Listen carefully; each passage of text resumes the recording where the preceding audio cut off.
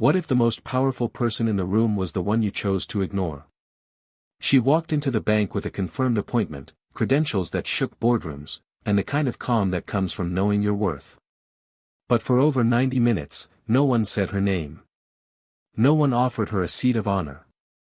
She was made to wait, politely excluded, professionally dismissed, while others strolled past with smiles and handshakes.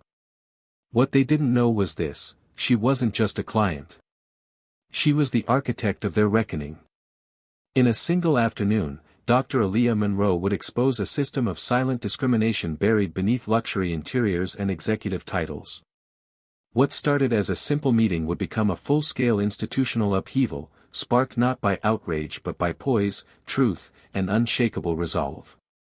How does a woman without anger break the walls built to keep her small? Stay with us to witness a true story of quiet power, shattered bias, and corporate transformation you'll never forget. If you've ever felt overlooked, this story is for you. Hit that like button, subscribe for more powerful narratives, and let us know in the comments, have you ever been made to wait when you shouldn't have? The summer heat outside was unforgiving, hanging around 92 degrees Fahrenheit, turning the sidewalks into sizzling concrete slabs.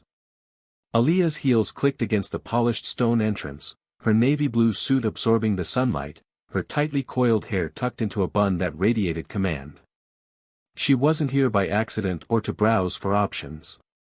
She was a scheduled client, a high-priority one, if fairness and professionalism still meant anything in this city's financial core. But fairness, as she was about to be reminded, was often filtered through lenses far more selective than competence. Inside, the air conditioning blasted at full force. The scent of espresso lingered with sharp undertones of leather polish and freshly oiled mahogany wood. The lobby was cavernous, minimalist in a way that shouted exclusivity: floor-to-ceiling windows on one side, crystal pendant lighting above, dark stone pillars breaking the openness into neat segments of power. She approached the gleaming reception desk where a young woman with pearl earrings and a posture too perfect to be accidental sat stiffly. Her nameplate read, Charlotte Grayson, Client Services Director. Charlotte looked up with a smile that seemed to halt halfway. Her bright green eyes scanned Aaliyah's form, the caramel-toned skin, the tailored yet not designer-labeled suit, the leather briefcase with visible wear. It was the kind of scan done without shame, the silent calculation of worth. "Good afternoon," Charlotte said, voice wrapped in artificial sweetness. "May I help you? I'm Dr. Aaliyah Monroe. I have an appointment with Mr. Frederick Langston at 11 sharp." Charlotte's eyes flickered. She nodded and typed into her terminal with deliberate pace, as though each keystroke required careful thought. "Let me see. Yes, you're listed. Please take a seat. Mr. Langston will be with you shortly." There was no offer of water. No gesture to take her coat. No soft smile or reassuring phrase like, "We've been expecting you." Charlotte pointed to a cluster of seats near a massive, flowerless plant and returned her focus to her screen, dismissing Aaliyah without saying another word. Aaliyah said nothing. Not yet. She took a seat in one of the low leather chairs, legs crossed neatly, hands resting on her lap. She was not unfamiliar with cold receptions, nor with being underestimated. But this was not just cold. This was a freezing indifference that wore the mask of politeness, a practiced rudeness so formal it could pass as protocol. As the minutes passed, Aaliyah watched the flow of lobby traffic. Well-dressed men in gray and charcoal suits, most white, breezed past the front desk and were greeted with handshakes. Smiles. Instant access. Some never even announced themselves, they were simply known. At 11:03 a.m., a tall man in khakis and an untucked button-up shirt strolled in, no appointment mentioned, and was greeted by Charlotte like a long-lost friend. She laughed at something he said, leaned in ever so slightly, and then called someone from a sleek landline. "Mr. Langston, Chris has just arrived." "Yes, sending him up now." Chris, who walked in late, dressed casually, and walked straight through the frosted glass doors into the management wing. Aaliyah glanced at the time on her phone, 11:07. Still, she waited. A blonde woman with a large Louis Vuitton tote arrived 5 minutes later, clearly flustered. "I'm running late for Frederick," she said, barely glancing at Charlotte. "No verification, no delay." She was ushered in with a reassuring nod. "Of course, Mrs. Fairchild. He's expecting you." Aaliyah's jaw tightened. Mrs. Fairchild didn't even have to say her full name. Didn't have to check in. And unlike Aaliyah, she didn't have to prove she belonged here. As the minutes crawled forward, Aaliyah's initial silence turned heavy. The polished floor reflected her growing frustration in the faint shadow beneath her feet. The receptionist's avoidance wasn't a coincidence, it was part of a larger choreography. At 11:22, she stood and approached the desk. "Excuse me," Aaliyah said, voice low but firm. "Could you confirm if Mr. Langston is aware that I've arrived?" Charlotte's expression didn't shift, but there was a microsecond of delay before she responded. "He's still in a meeting," she said flatly. "You'll be called shortly." Aaliyah didn't move. "Is there a time estimate?" Charlotte's lips curved into something resembling a smirk. "Just as soon as he's available." Aaliyah stepped back, the word "available" echoing in her mind like a judgment. She was not just being asked to wait, she was being reminded of her place. She returned to her seat, but this time she did not cross her legs or clasp her hands. Her arms rested on the armrests, her back straight. This was no longer waiting. This was quiet resistance. By 11:38, a young black man in a security uniform approached and whispered something to Charlotte. Charlotte nodded curtly, and he turned and exited through a side door. Moments later, another client walked in, white, elderly, and humming softly, and was greeted with overwhelming warmth. "A pleasure as always, Mr. Danvers. Shall I walk you in?" The receptionist left her desk. Walked him in. The room was becoming a stage. The rules were clear, but only for certain people. Others played by invisible scripts that bent at will. Aaliyah's thoughts ran deep. She thought of her PhD in behavioral economics. Of the national awards.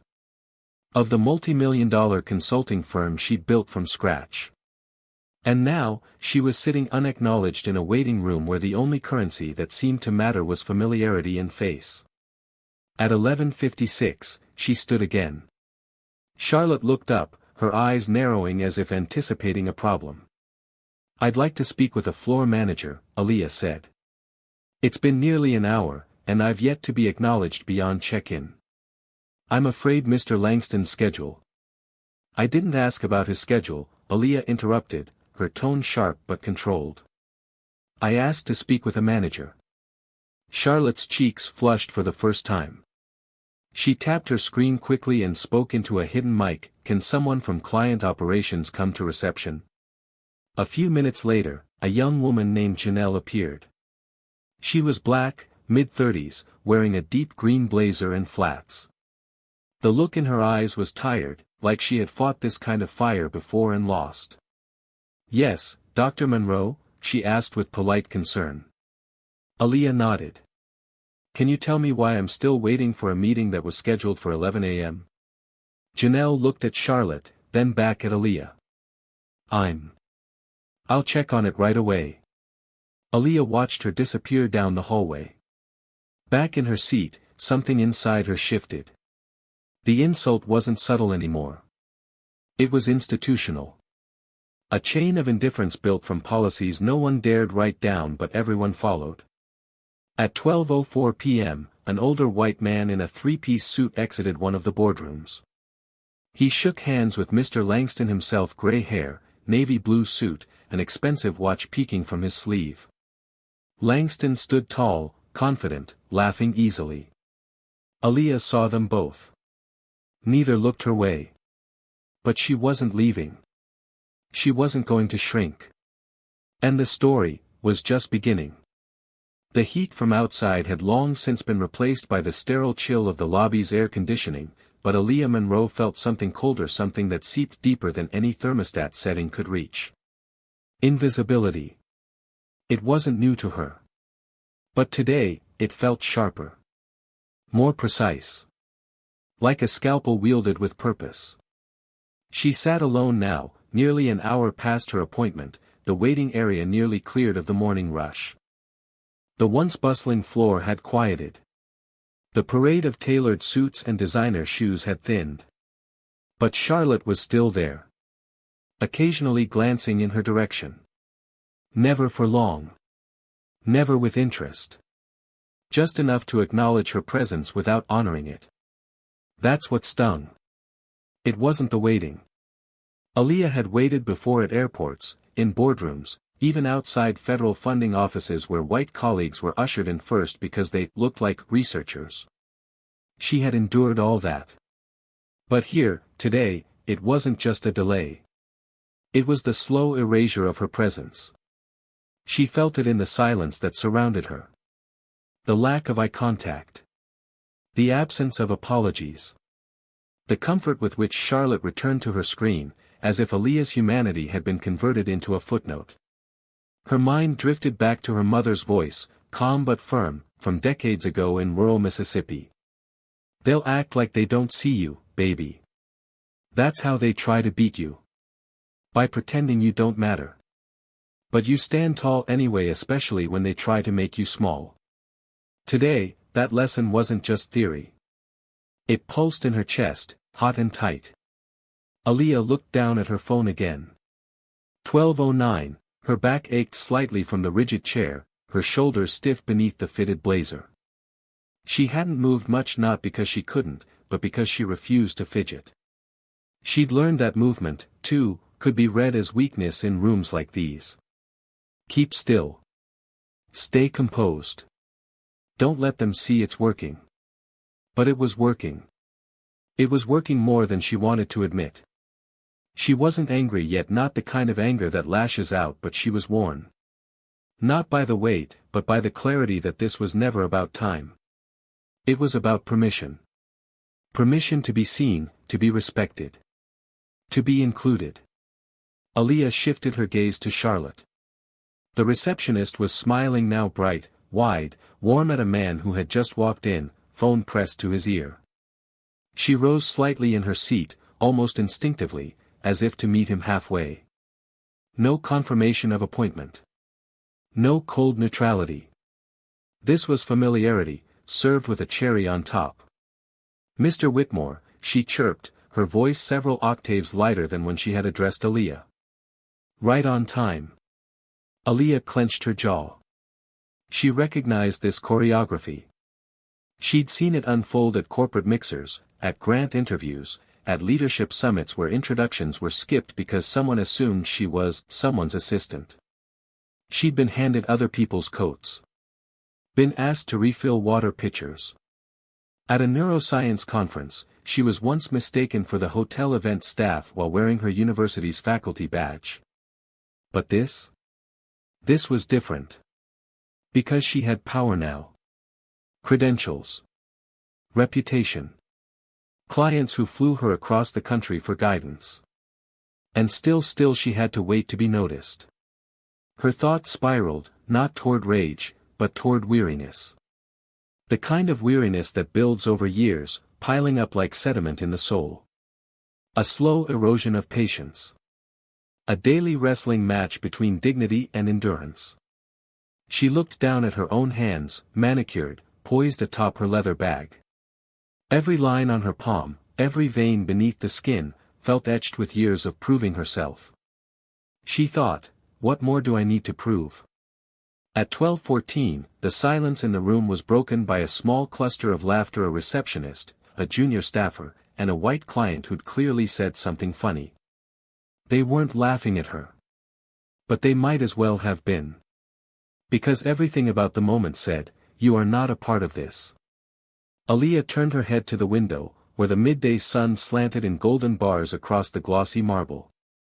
Outside, Atlanta bustled, delivery trucks idled, tourists photographed the nearby sculpture garden, a school group walked by in matching t-shirts. Life moved. But inside, she was trapped in time. Not held by glass or locks, but by condescension wrapped in professionalism. There was no need to slam a door when you could simply forget to open it. Her heartbeat thudded in her ears, not with panic but with restraint. She wanted to speak. To rise. To demand. But she knew that doing so too soon, too sharply, would be seen not as righteous but as aggressive. And so she sat, mouth closed, spine straight, breathing through the invisible weight on her chest. This wasn't just a bank lobby. It was the battleground of respect. The air began to feel heavier. The cold from the AC now seemed to bite her skin, crawling under her collar and freezing the warmth from her chest. Aaliyah closed her eyes briefly. She imagined herself standing. Walking up. Raising her voice. Not shouting but speaking with the fire that now coiled at the base of her throat. I am not your mistake. I am not your afterthought. I am not your footnote. But she didn't stand yet. Because sometimes the most powerful weapon is the silence of the person who refuses to be erased. Her phone buzzed a text from her assistant. Want me to call the bank directly? Aaliyah stared at the message, fingers hovering. No. That would be a victory for them. It would suggest she needed help to get seen. No, she typed back. I've got this. When she looked up again, Charlotte was adjusting her name badge, chatting with another junior staffer. Neither spared Aaliyah a glance. That was when the shift began, not in the room, but in Aaliyah's mind. She no longer saw herself as waiting. No, this was surveillance. She was watching the system expose itself in real time. Every exclusion, every smile weaponized for privilege, every polite slight, it was all data. All proof. And it was building her case. At 12:25, Aaliyah leaned forward slowly, clasped her hands, and smiled, not because she felt peace, but because the war inside her had found its target. She would wait a little longer. But not because she had to. Because she was choosing to make them see what they'd chosen to ignore. Atlanta, Georgia, 12:29 p.m. At some point in a long wait, the pain of being overlooked stops feeling like rejection and starts to feel like revelation. And revelation, unlike rejection, demands a response. Aaliyah Monroe had reached that point. The air in the Madison Heights Bank lobby had grown colder with every passing moment, but inside her, something else had ignited a heat, a crackling surge of conviction building with quiet rage.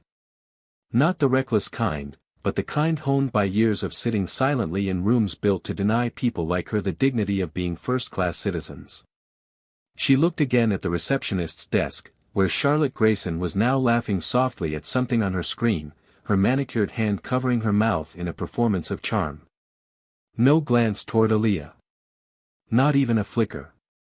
It wasn't just indifference anymore. It was dismissal, polished into protocol. Aaliyah sat up straighter. Her hands, previously relaxed on her lap, now gripped the arms of the leather chair. The decision had been made quietly, somewhere deep in her gut, somewhere ancient and ancestral, rooted in a legacy of being told to wait your turn, a turn that, for so many, never came. Enough. At exactly 12:31 p.m., she stood. The motion, simple as it was, sent a small ripple through the air. One of the security guards by the inner doors turned slightly, instinctively attuned to movement. Charlotte glanced up reflexively, her expression unreadable. The mechanical keyboard clicking ceased for a beat. Aaliyah adjusted her blazer not out of nervousness, but as armor. With each step toward the reception desk, her heels tapped across the marble like a slow drumbeat of reckoning. Charlotte's eyes flicked to her again, then returned to the screen, hoping this confrontation might be aborted by a sudden email or saved by a ringing phone. No such luck. Miss Grayson, Aaliyah said, her voice cool but unmistakably firm. It's been over 90 minutes. I have received no updates. No apology. No explanation. I'd like you to inform Mr. Langston that I am here and ready to speak now. Charlotte blinked slowly. She looked up with a practiced expression of calm, a reflex shield. As I mentioned before, Dr. Monroe, Mr. Langston is still in a meeting. He will see you when he's available. A beat of silence passed. But this time, Aaliyah didn't retreat. This time, she leaned slightly forward, her voice dipped low and unshakable. You've personally escorted 5 clients into that office since I arrived. 3 of them did not even check in. 2 arrived after me without scheduled appointments. Tell me, what exactly qualifies someone as available in this branch? Charlotte froze. It wasn't the volume of the words, it was the clarity. The accusation wrapped in facts.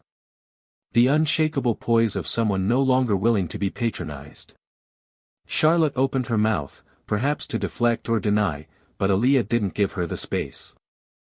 I've run consulting strategies for clients across 4 continents. I've spoken at the Federal Reserve and been flown out by corporations whose revenue makes this branch look quaint. I scheduled this meeting in good faith, confirmed it twice, and arrived 15 minutes early. You have made me wait 90.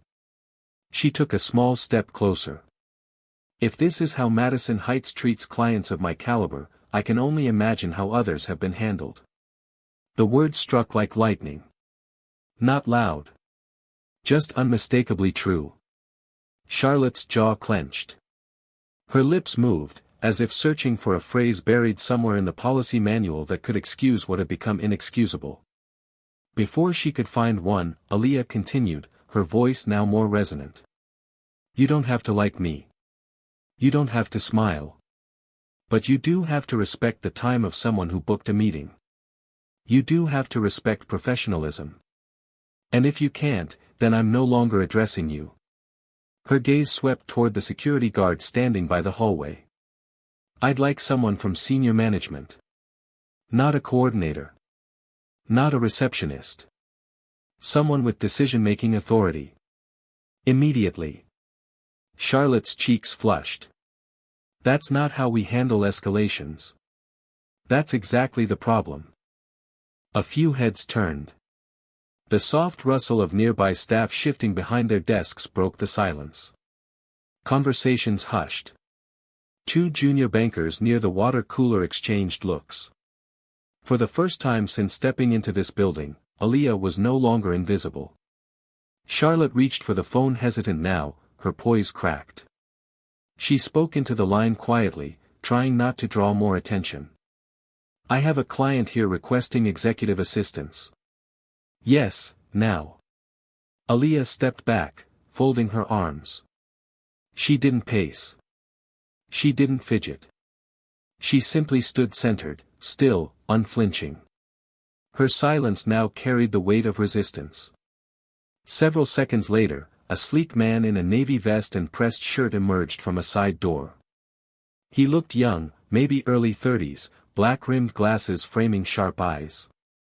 His badge read, Darren West, Client Engagement Director. He approached with the kind of corporate smile trained in workshops too smooth to be sincere, too quick to be curious.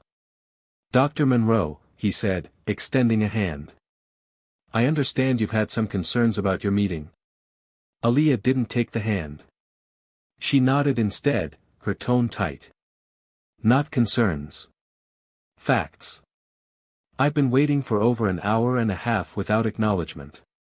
My appointment was at 11 a.m. The receptionist has continually prioritized walk-in clients over me. Darren's smile faltered. I'm sorry to hear that. I'm sure it's just been a scheduling oversight. No, she said flatly. It's a pattern. And patterns aren't oversights. He opened his mouth, then closed it. Aaliyah continued, voice unwavering. I'm not interested in being smoothed over. I'm not here for apologies that sound like damage control. I came for a meeting. I came to talk business. But now, I'm talking about culture. And unless someone addresses the culture here, I'm prepared to take this much further than a lone request. Darren cleared his throat, glanced nervously at Charlotte, who now avoided all eye contact, then back at Aaliyah. I understand. Please, allow me to take you directly to Mr. Langston. She nodded once. As Darren gestured toward the frosted glass door, Aaliyah didn't hesitate.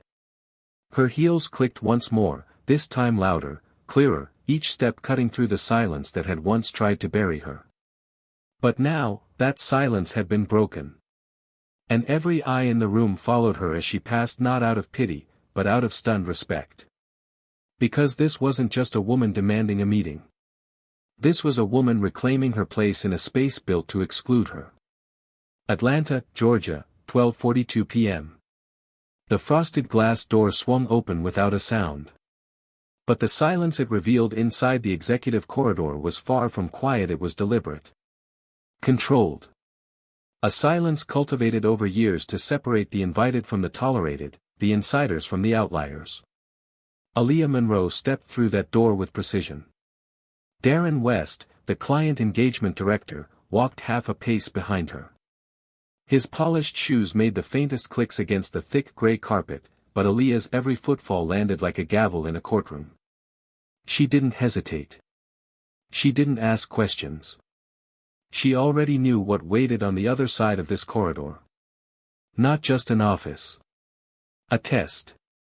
Each door lining the hallway bore a brass nameplate, etched with titles: Vice President, Lending Strategy, Senior Risk Officer, Director of Wealth Partnerships.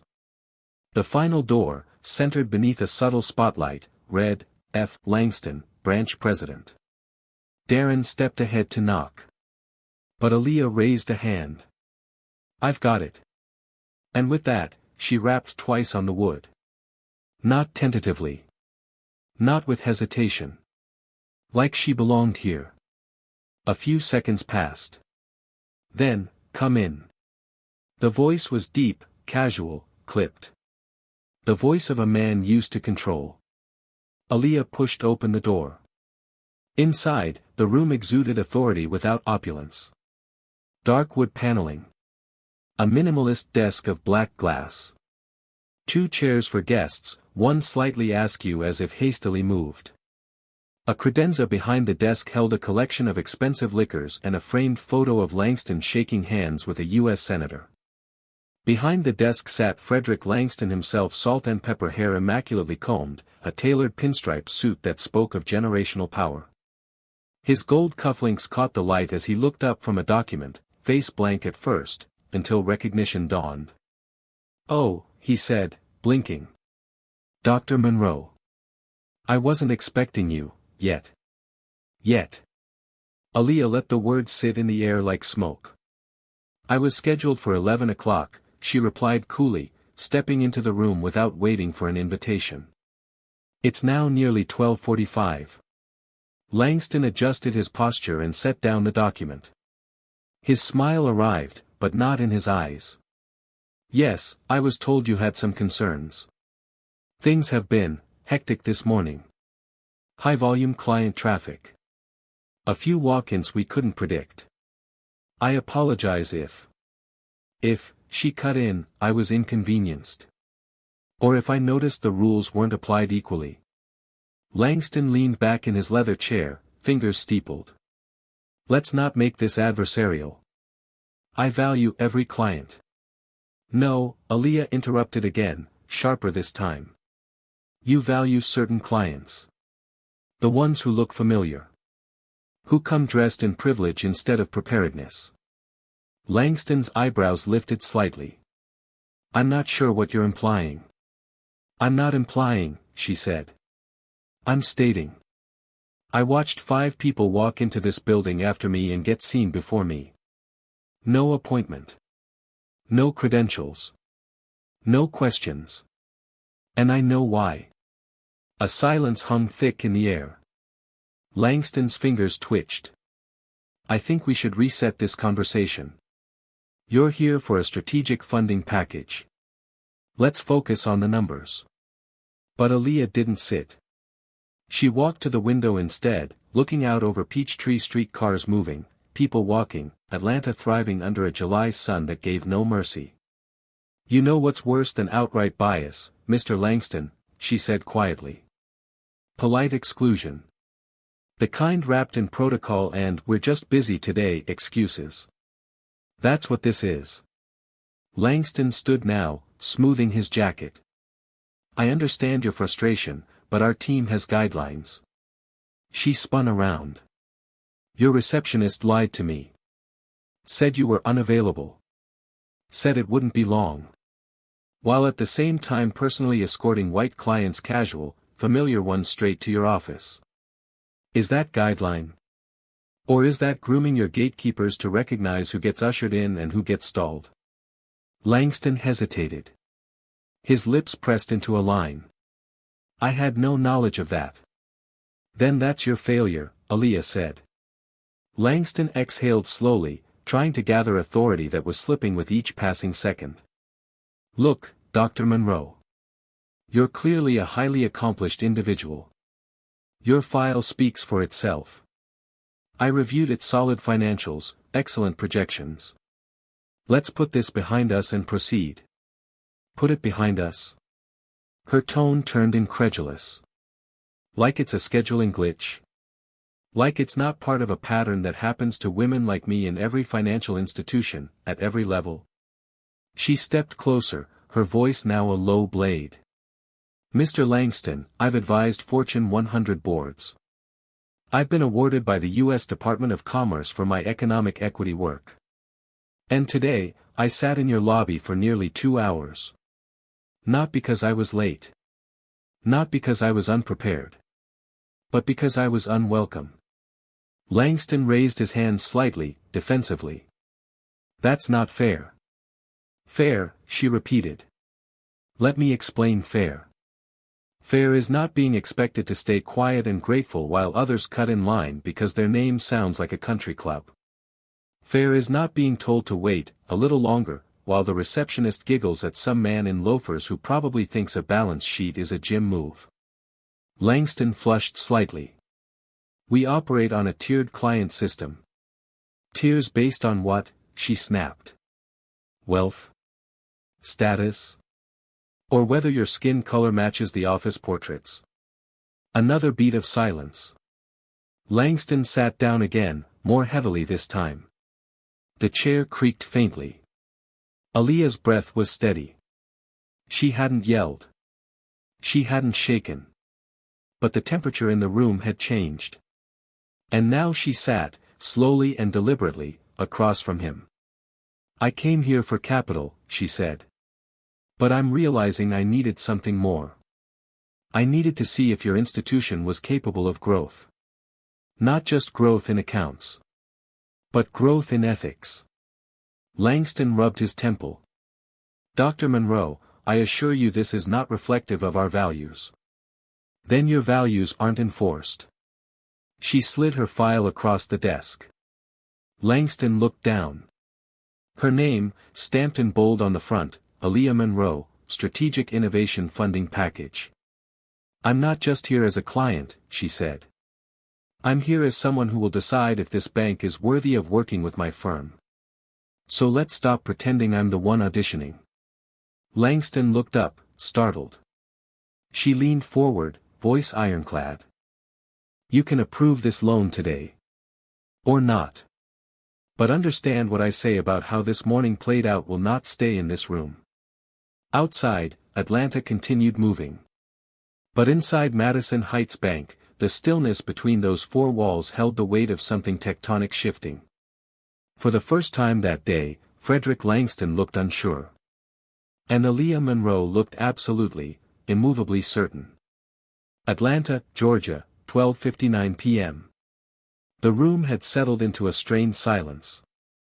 Aaliyah Monroe sat across from Frederick Langston, the polished surface of his glass desk reflecting the unspoken tension that now hung in the air like thick humidity. Neither of them spoke. And in that pause, both understood, this meeting was no longer about a funding proposal. It was about presence. It was about power. And who got to decide who belonged in the room? Langston looked like a man trying to recalculate, figuring out whether to apologize, to maneuver, or to retreat. His fingers tapped lightly on the armrest, but his face had hardened into corporate neutrality. The same mask he'd worn to countless board reviews and press interviews. But it didn't fit so well anymore. Aaliyah remained still. She had said what needed to be said. And now, she let the weight of her truth do the talking. Then 3 quick knocks on the door. Langston straightened reflexively, eyes darting to the frosted panel just before it opened. A man entered, followed by 2 others. All 3 wore tailored suits and the kind of quiet confidence that only comes from controlling vast resources. The first man, tall, mid-50s, close-cropped silver hair, and sharp blue eyes, walked in as though the room belonged to him. Because in many ways, it did. Elliot Warren, the CEO of Madison Heights Bank. Langston stood abruptly. "Mr. Warren, I wasn't informed you'd be visiting today." Elliot raised a brow but didn't respond. His eyes locked on Aaliyah. The transformation was immediate. His face, previously unreadable, lit up with something unmistakable. Recognition. "Aaliyah Monroe," he said, extending a hand across the table before Langston could even recover. "I had no idea you were visiting the Atlanta branch today." Aaliyah stood calmly, took his hand, and shook it once, firm, composed, unfazed. "Elliot. It's good to see you again." Langston blinked, head snapping between them. "You know each other?" Elliot smiled. "Of course. Aaliyah and her firm were instrumental in helping our Los Angeles division restructure after the 2020 fintech shift. Their predictive modeling saved us tens of millions." He turned to Aaliyah again. "I still show your case study to our onboarding execs." Langston's face drained of color. The 2 board members behind Elliot exchanged a glance, then stepped forward and greeted Aaliyah with polite nods, professional, but clearly reverent. Elliot gestured toward the second chair. "May I?" Aaliyah smiled faintly. "Of course." He sat, crossing one leg over the other. "What brings you to Atlanta? Are you meeting with Fred?" "I was," she said evenly, glancing briefly at Langston. Though the meeting didn't quite start as expected. Elliot picked up on the tone instantly. He turned slowly to Langston, whose collar now showed a bead of sweat. "Fred?" Elliot asked, voice calm but layered with expectation. "Care to explain?" Langston swallowed. There was a delay. Some internal confusion with the schedule. Dr. Monroe's appointment wasn't prioritized appropriately. "I take full responsibility." Aaliyah didn't speak. She didn't need to. The silence in the room was now a verdict. Elliot looked back at Aaliyah. "How long were you made to wait?" "Over an hour and a half," she replied, tone precise. Despite arriving early and having confirmed the meeting twice. Elliot leaned back, lips pressed together in a thin line. "And during that time, multiple clients were ushered in ahead of me. Some without appointments. All of them white." The 2 board members flinched ever so slightly, but the message landed. Langston fumbled for a defense. "It was not intentional. I assure you." "Fred," Elliot interrupted softly, "in this organization, impact outweighs intention. You know that." Langston sat, small and exposed behind a desk that now offered no protection. Elliot turned back to Aaliyah. "I'm deeply sorry. This is unacceptable. Not just because of who you are, but because any client, let alone someone of your caliber, deserves basic professional respect." "I'm not looking for special treatment," she replied. "Just the same standard afforded to those who didn't need to ask for it." Elliot nodded slowly. "You have it. Now and moving forward." He looked over at the 2 board members. "I want a full review of client service procedures at this branch. Start with reception. Pull security footage if necessary. Cross-reference the appointment schedule. And I want recommendations for disciplinary action by end of week." Langston opened his mouth. Elliot raised a hand. "You're dismissed, Fred." The words were quiet. But they detonated like a bomb. Langston hesitated, as if unsure he'd heard correctly. Then, with robotic movements, he rose, gathered a few papers, and stepped out of the room, his posture crumbling the moment the door shut behind him. In his wake, the room felt lighter. Not because tension had disappeared, but because the power dynamics had finally been realigned with truth. Elliot leaned forward again. Now, let's talk about your funding request. I've already reviewed your file. It's flawless. Aaliyah exhaled, just once. Not relief. Validation. She handed over the final version of her proposal. Everything's updated as of last Friday. The project timeline begins Q4. We're fully staffed and fully capitalized, aside from this loan. Elliot took the folder. You'll have it by Monday. He paused. I only wish we treated you like this from the start. Aaliyah gave a small smile. If you had, this wouldn't be Madison Heights' reckoning moment. Elliot nodded, accepting the truth not with defensiveness, but with responsibility. You're right. And I won't forget it. Outside the executive office, the air conditioning continued to hum. The glass doors reflected the stillness of the lobby, but inside, change had arrived not with a bang, but with a name, a presence, and a refusal to be silenced. Aaliyah Monroe had not raised her voice. She had not stormed out. She had simply stayed long enough to make the system answer for itself. And now, the system once invisible in its bias had been forced to see her. Atlanta, Georgia, 1:14 p.m. As Elliot Warren, CEO of Madison Heights Bank, flipped through the final pages of Aaliyah Monroe's proposal, the air inside the executive suite thickened not with tension this time, but with consequence. Every line he read carried a new weight now, not only as a business proposal, but as a mirror held up to his institution. Aaliyah sat still, her hands folded calmly in her lap, her face composed but not detached. She didn't need to lean in.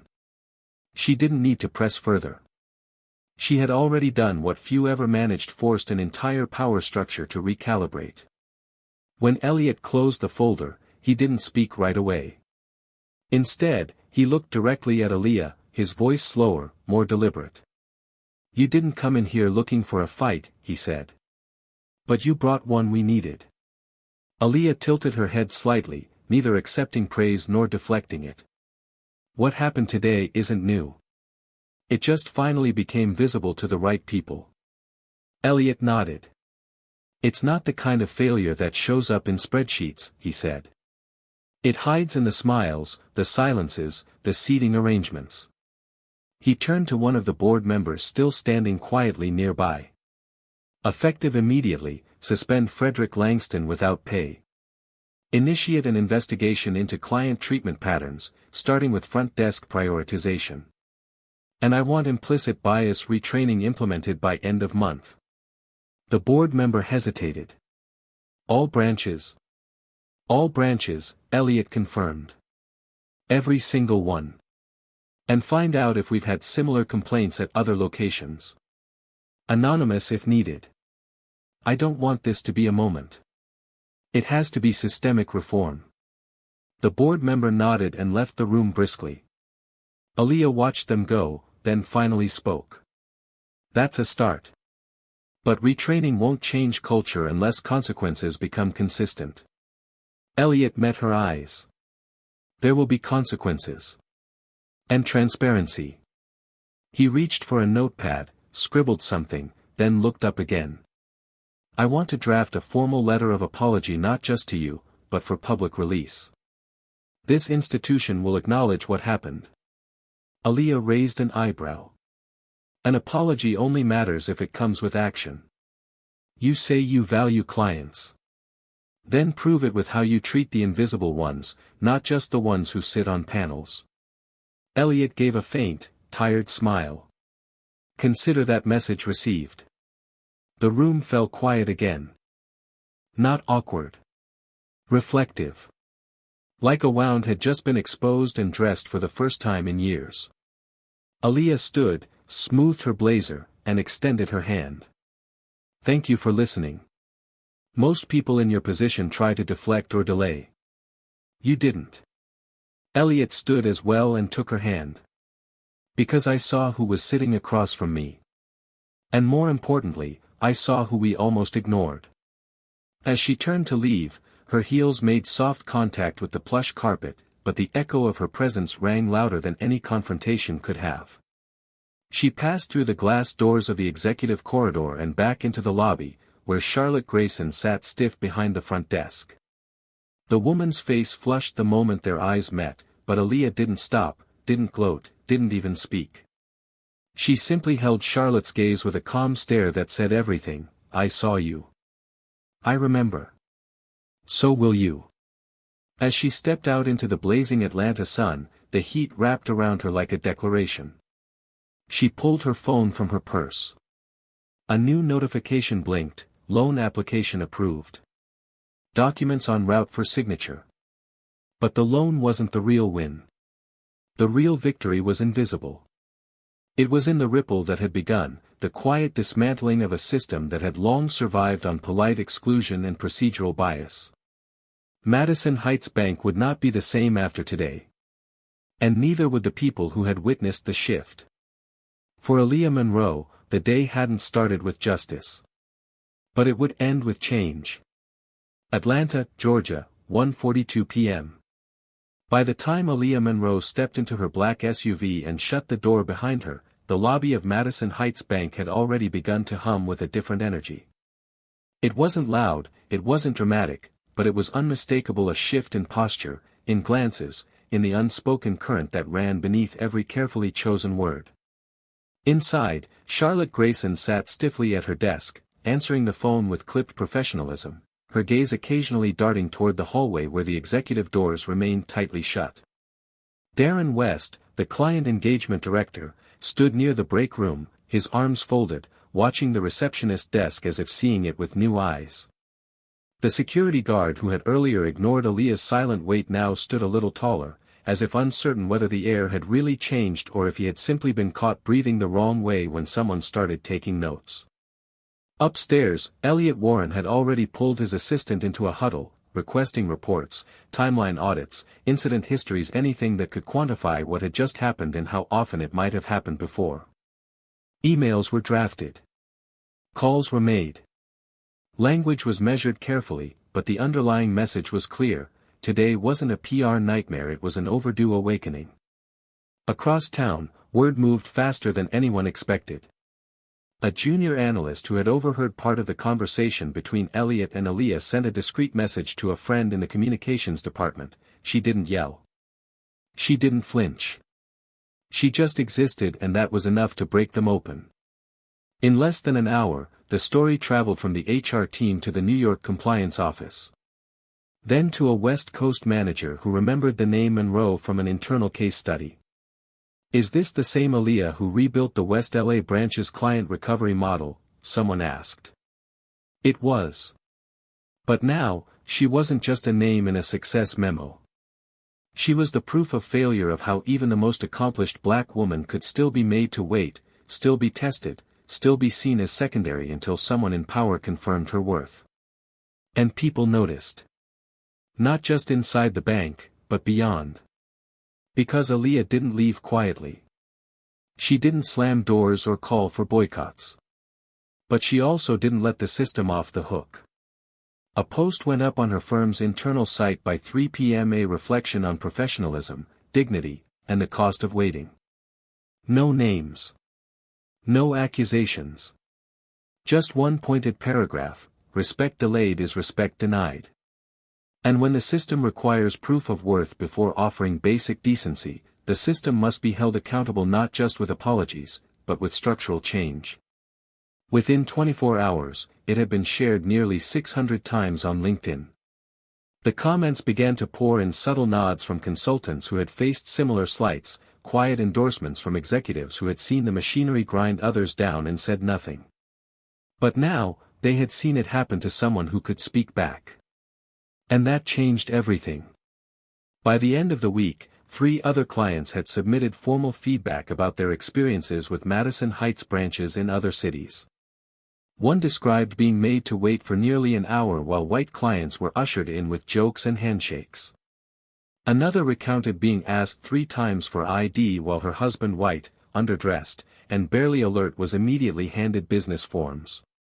In a closed-door meeting that Friday, Elliot Warren addressed the full senior leadership team on a Zoom call. His tone was flat, his jaw tight. What happened in Atlanta is not unique. That's the problem. This institution will no longer operate on unspoken tiers of value. From now on, client treatment audits will be as important as credit audits. Any leader who cannot uphold that standard will not remain in a leadership role. No one interrupted. No one defended. Because they all knew this wasn't about one receptionist or one branch manager. It was about a culture that had, for too long, hidden behind polished surfaces and smooth scripts. Aaliyah Monroe didn't need to shout to make herself heard. She just had to stand in the room long enough for them to realize she had always belonged there. And now that they'd seen her, they couldn't unsee what her presence revealed. As the weekend approached, Aaliyah sat on the balcony of her downtown apartment, sipping tea while sunlight spilled over the skyline. Her phone vibrated a message from an old colleague. "They're talking about you at National Compliance." Quietly, but seriously. "You started something." Aaliyah smiled without looking up. She wasn't surprised. Change doesn't always come in marches or megaphones. Sometimes it walks into a bank, sits down, and refuses to be forgotten. Atlanta, Georgia, 2 weeks later. The brass nameplate on the front desk of Madison Heights Bank now read, "Client Care Lead, Dana Ruiz." Charlotte Grayson's absence was never publicly explained, but everyone in the building knew. New posters lined the walls behind reception, not advertisements for interest rates or credit card rewards, but a series of printed values in sharp serif font: transparency, equity, accountability. For the first time in the bank's history, those words weren't just corporate decoration. They were directives.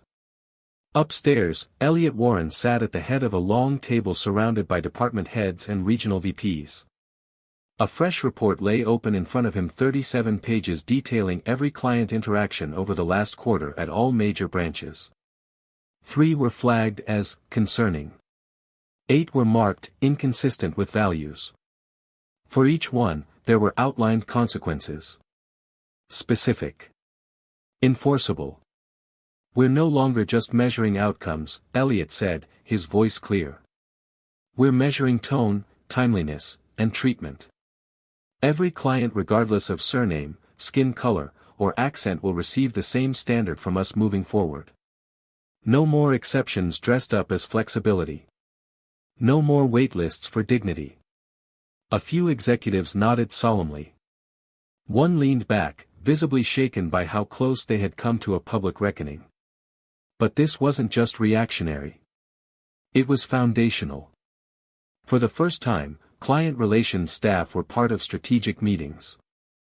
Receptionists were required to complete inclusive conduct training, not just a one-time session, but a recurring program. And starting the next fiscal year, performance evaluations would include equity metrics. Aaliyah Monroe never requested any of this. She didn't demand that heads roll or policies be rewritten. She only demanded to be seen. And they saw her. Her name never appeared in the press release announcing the internal audit and client experience overhaul initiative, but internally, her presence remained the origin point. Monroe Moment became shorthand at some branches for a standard that should never be lowered. Staff were taught to recognize the difference between service and courtesy, between lip service and real respect. Across town, Aaliyah sat in a quiet cafe overlooking the Beltline. Her phone buzzed, an email from a young woman at another consulting firm. "I saw what you did at Madison Heights. I've had my own waiting room moments. Thank you for showing that staying silent isn't the only option. You changed more than one meeting, you changed my courage." Aaliyah read the message, let it settle deep, then typed a short reply: "You don't have to yell to be powerful. You just have to stay standing until they can't look away." She sipped her coffee, then opened her laptop.